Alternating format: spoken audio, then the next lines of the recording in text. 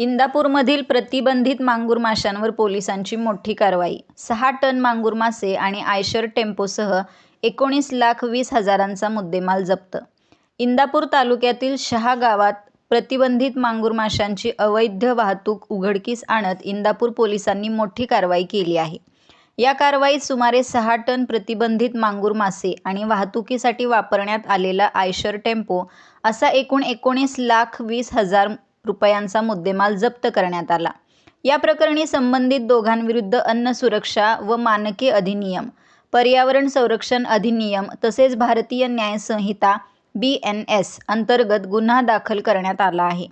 प्रतिबंधित मांगूर माशांची बेकायदेशीर वाहतूक आणि विक्री रोखण्यासाठी पोलिसांनी ही कारवाई केली असून या प्रकरणातील इतर संबंधितांचा शोध सुरू आहे. जप्त करण्यात आलेल्या मुद्देमालाबाबत आवश्यक कायदेशीर प्रक्रिया सुरू असून पुढील तपास इंदापूर पोलीस करत आहेत.